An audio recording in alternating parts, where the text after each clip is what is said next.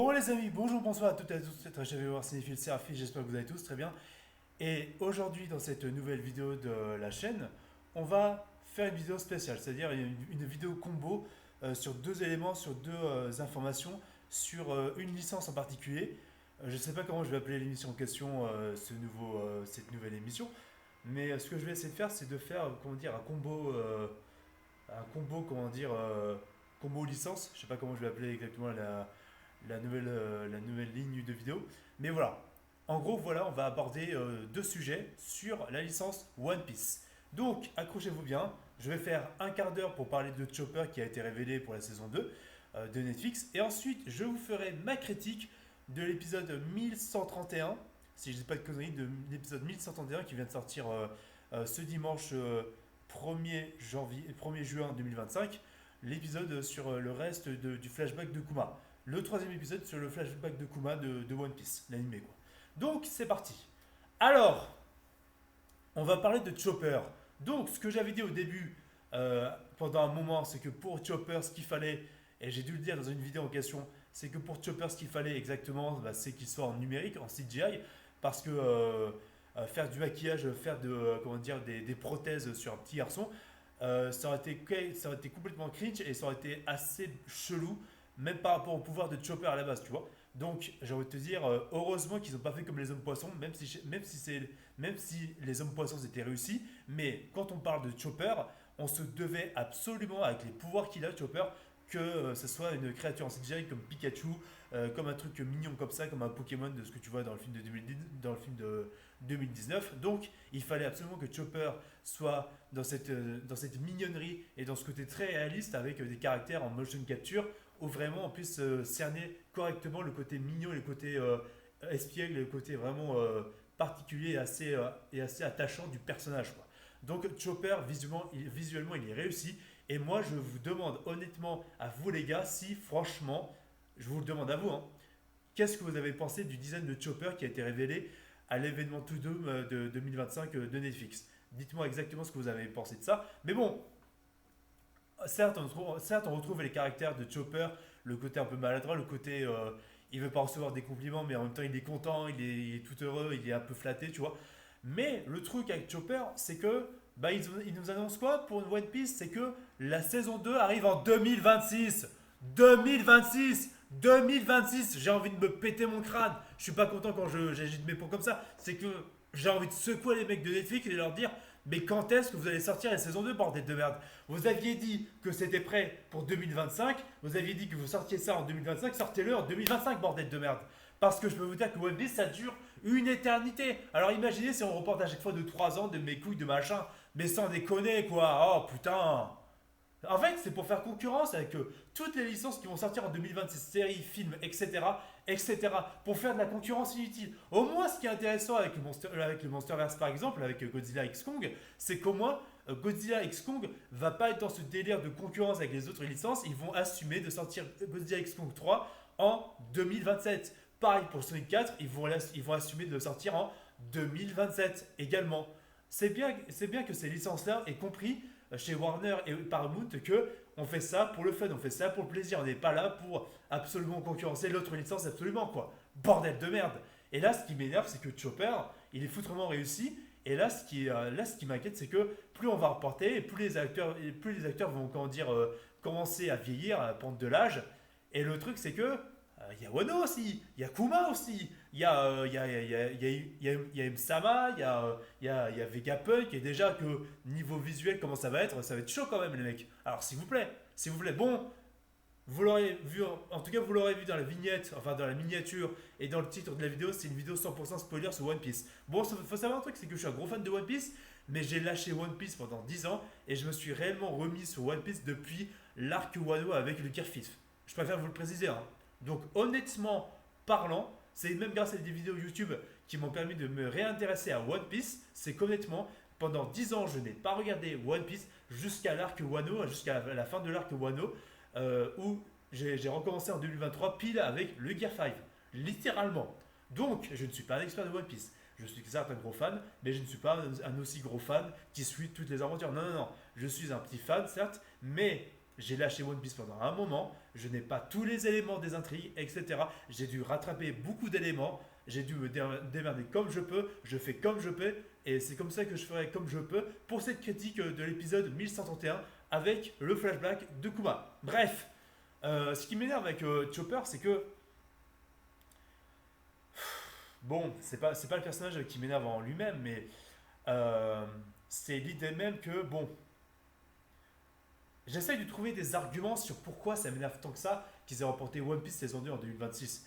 Parce que je suis désolé, il va y avoir des embouteillages avec, avec Avatar, le dernier maître de l'air, la saison 2 qui aussi arrivera sur Netflix. Mais pourquoi faire de la concurrence sur deux séries qui sont dans le même studio, la même boîte, c'est-à-dire Netflix? Je vois pas le putain d'intérêt.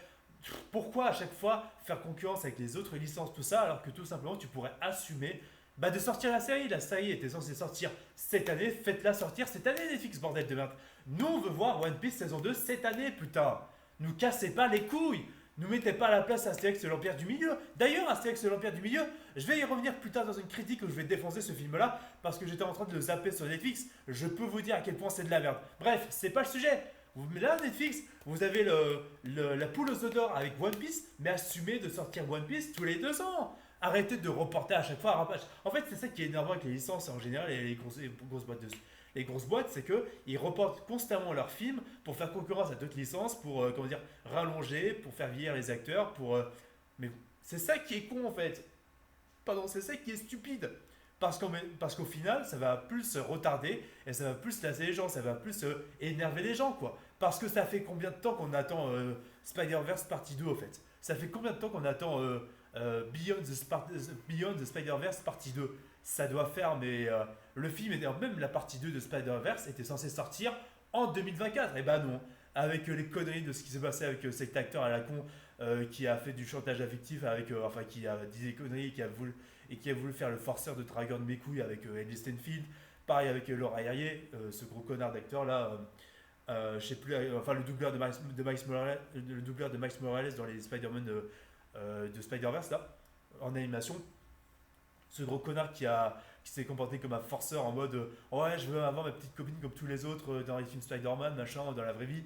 Et le mec qui a forcé avec Stanfield, le mec qui a forcé avec Laura Harrier, c'est abominable quoi. Le mec, j'avais du respect pour lui, pour son personnage. Enfin,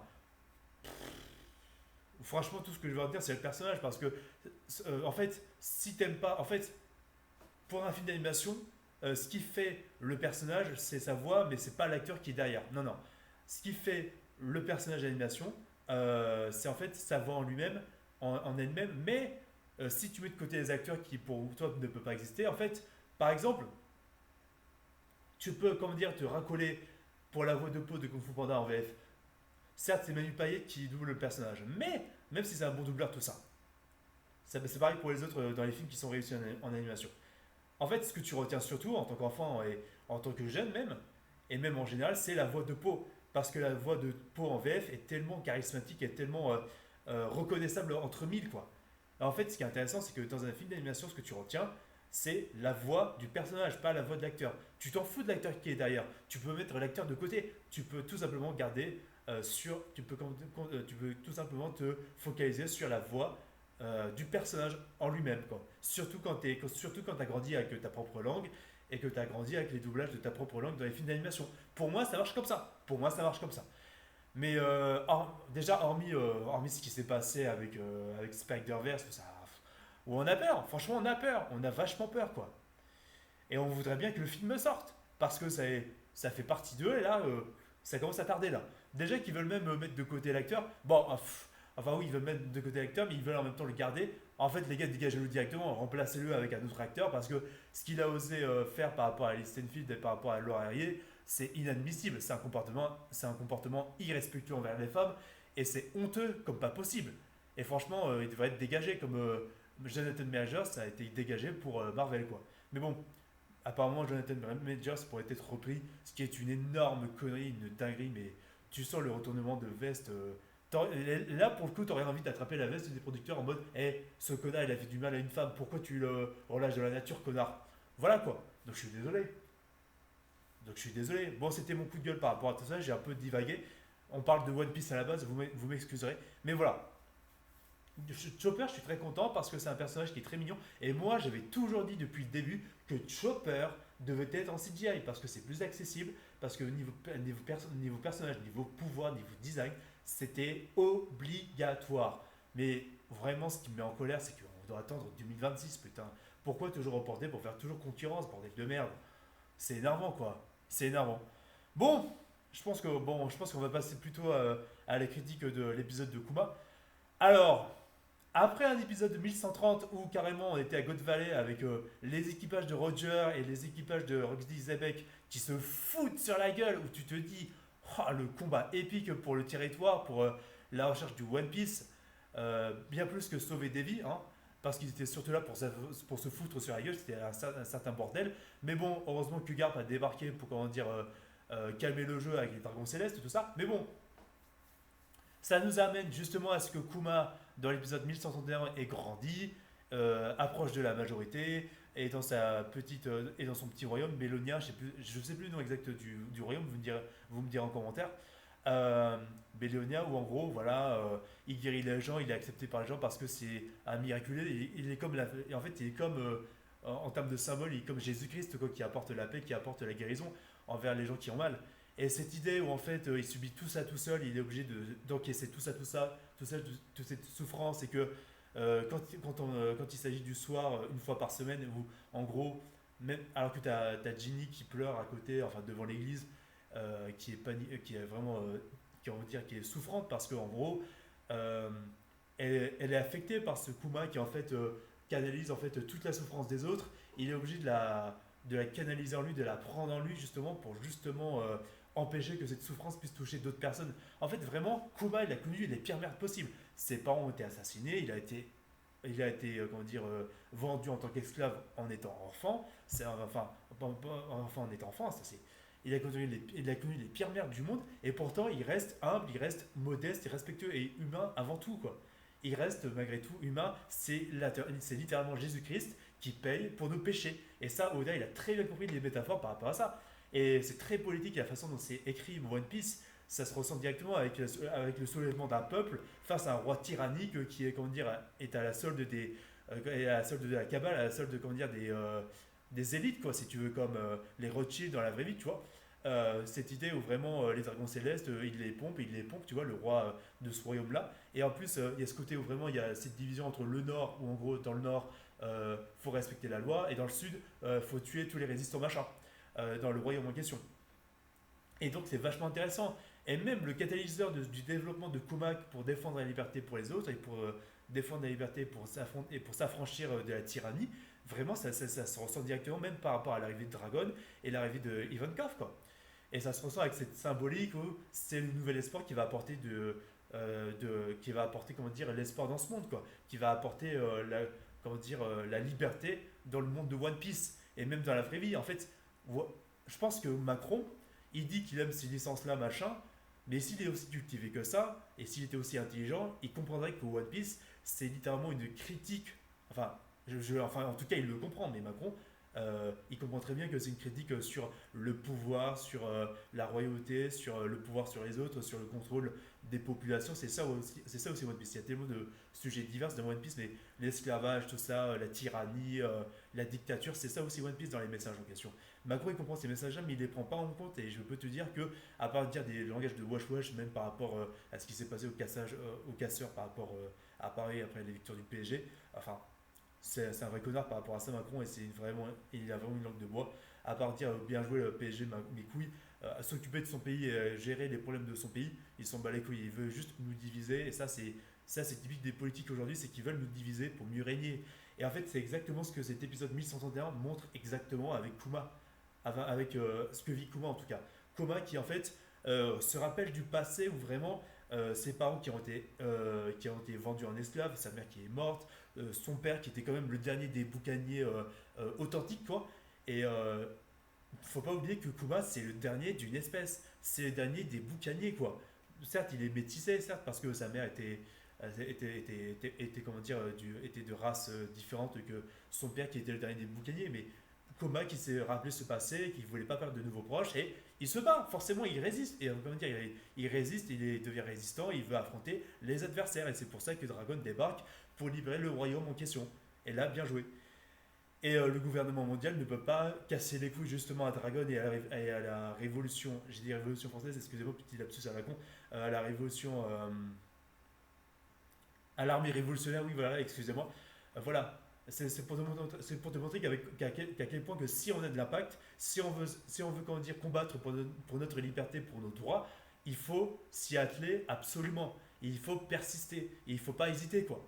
Parce que c'est notre liberté qui est en jeu, c'est ça tout le message de One Piece aussi quoi par rapport au gouvernement mondial qui est clairement en fait le gouvernement mondial tyrannique absolument de ce qui est reflété même aujourd'hui quoi.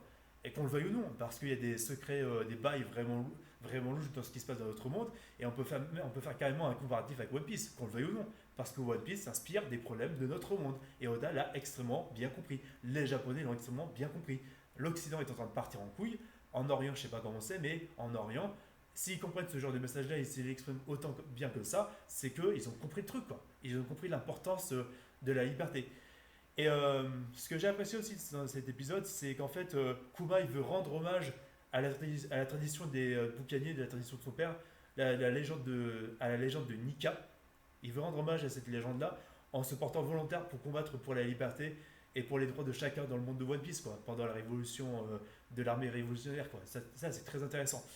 Le truc, c'est que bon, il y a un coup, dans tout ça, il y a un coup, il y a une conséquence qui fait que Ginny, qui pourrait être une partenaire parfaite pour Kuma, en gros, va se faire enlever par, si je dis pas de conneries, les Dragons Célestes ou un autre adversaire, j'ai pas vraiment suivi, enfin je me souviens plus vraiment de quel adversaire exactement, mais tu as avec le montage où c'est un peu, comment dire, en caméra tournante, dans le sens où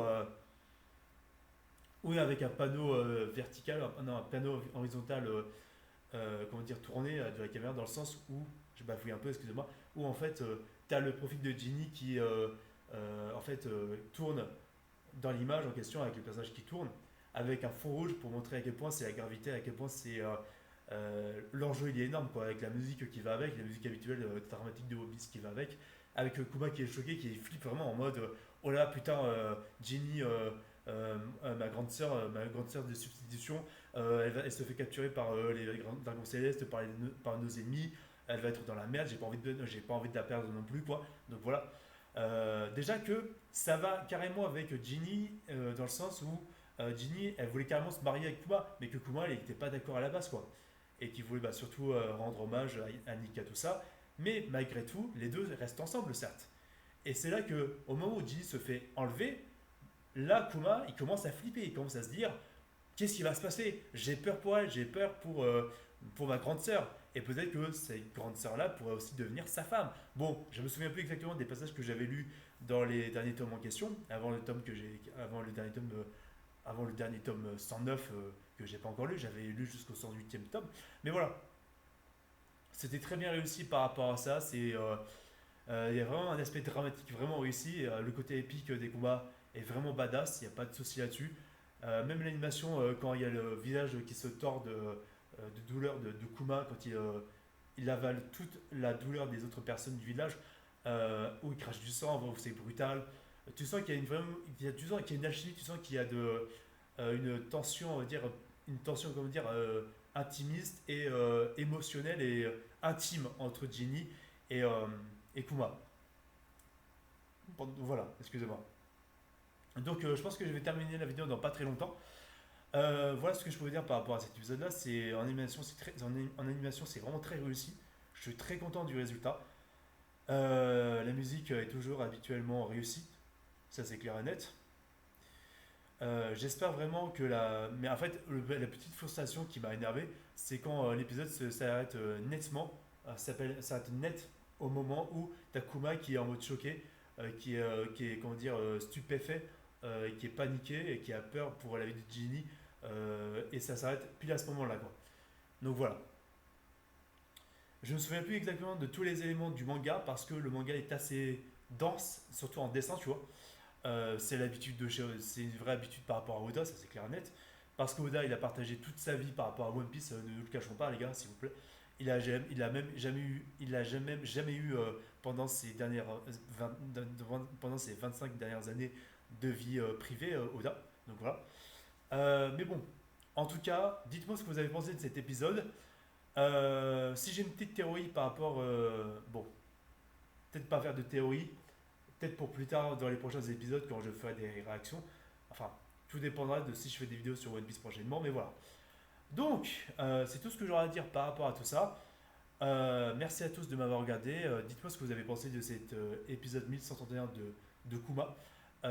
Dites-moi ce que vous avez aussi pensé de Chopper. Qu'est-ce que vous pensez de cette idée qu'on puisse encore remporter en 2026 One Piece?